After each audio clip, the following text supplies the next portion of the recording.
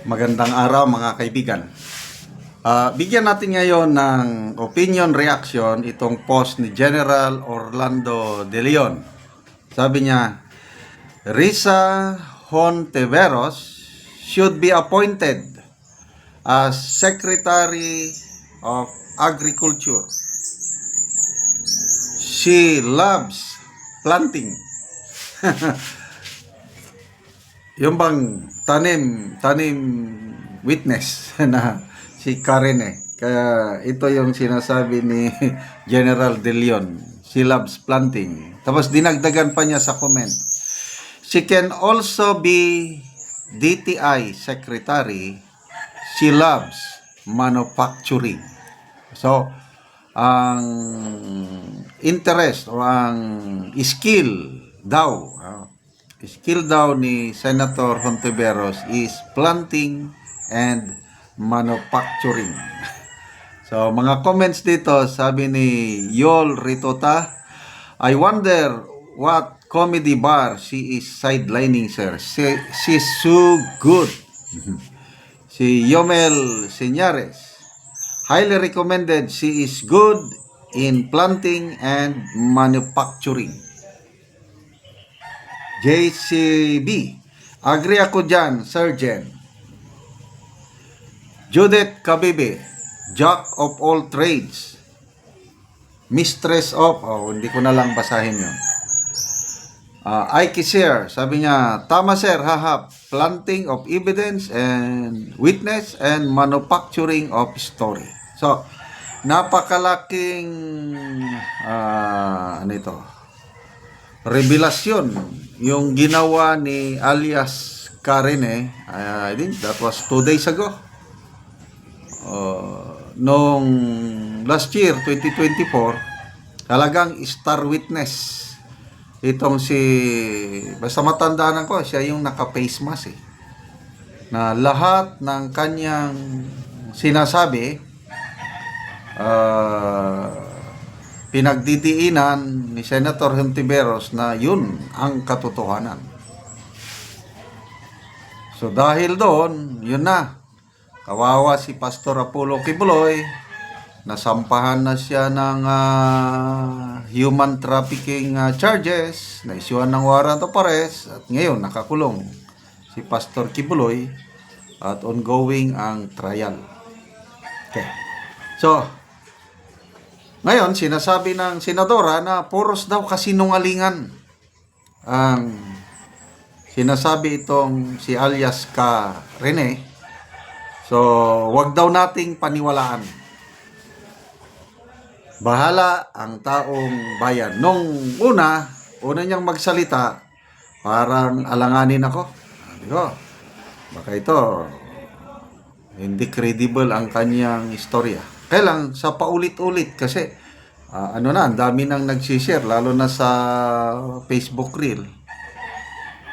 Sa palagi kong mapakinggan siya, I have come to a point, akin lang ito, opinion ko lang ito, it makes sense.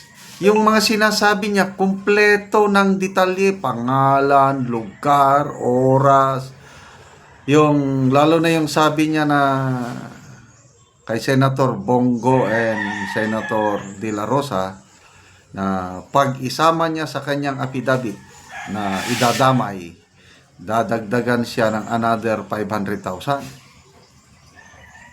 Kaya lang sabi niya, hindi ko na isinama. Baka kung mag-attend sa hearing si Bato, general yun, marunong yun sa investigasyon, makorner pa ako. Kaya hindi ko na isinama. Sabi ko, posible talagang, it makes sense na napupursight niya na mako-corner siya ni Bato or ni Bongo pag kaya hindi niya isinama. Isinama niya, dinamay niya si PRRD at saka si BP Sara na dala ng mga baril. Kaya lang ito, according to Karen, manufactured na ito. Scripted na. Dinikta na ni Senator Risa. Sinama niya kasi nga, siguro, BP Sara hindi mag-attend. So, doon lang siya takot kay Bato and Bongo kaya hindi niya isinama sa kanyang salaysay. So, hindi ako madaling maniwala. Kaya lang itong sinasabi ni alias Karine, habang tumatagal, to me credible itong sinasabi niya. Kaya ito na, labanan na ito ng court of public opinion.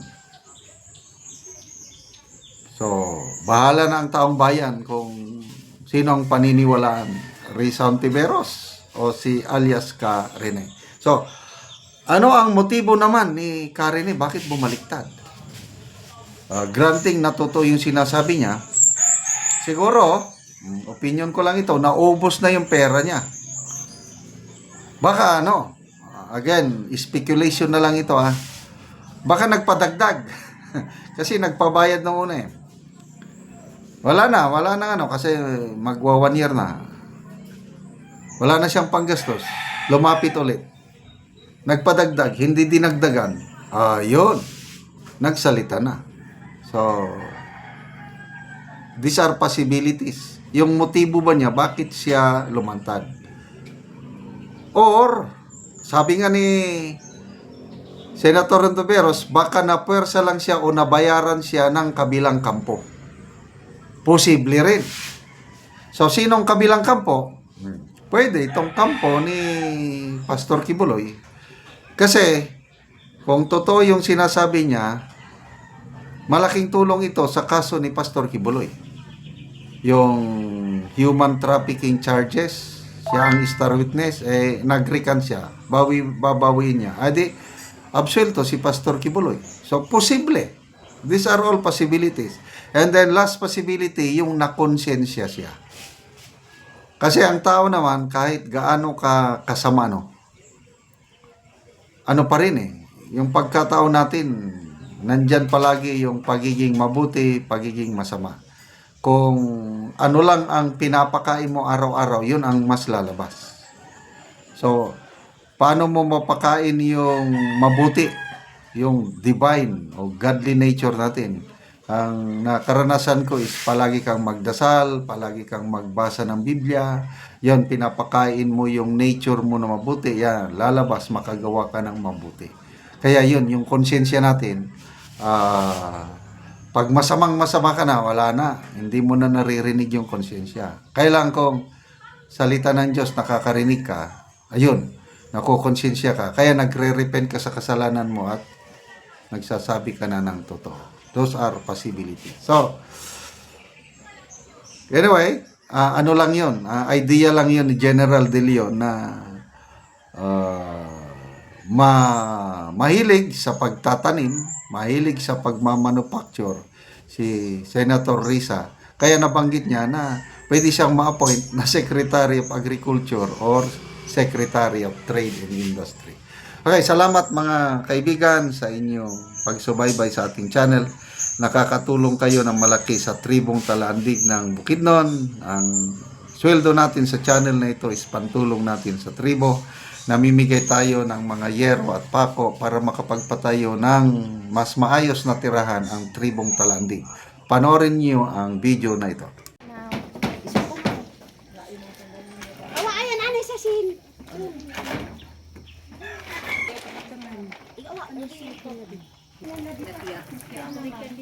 Lumayan ko rin mag-uwi sa bichuk may ikot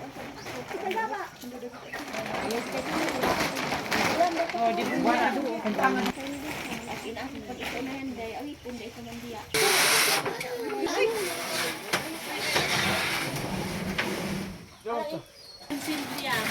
Sa mayan gain. Yan na manin. Ikawaon kun mayan. Nendos ka kura kun man ikaw may amit ka kasi. Tuan yan.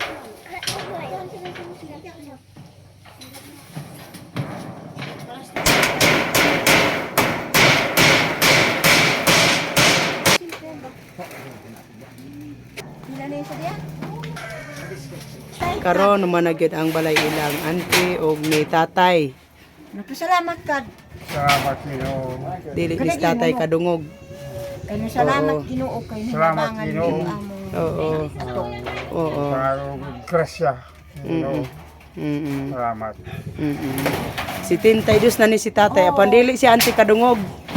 Oo. So nagpasalamat si tatay sa Ginoo ug sa nagtabang sa sin. Ginoo. Oo. Nga Sin ug wala ko hinabangi. Oo. Kaya kay tigulang na ako. Ginoo. O dili na katatay makakaya sa pagkuan panginadlaw kay tigulang na kayo. Oo. Ate, nasabakan niyo yung among iatok.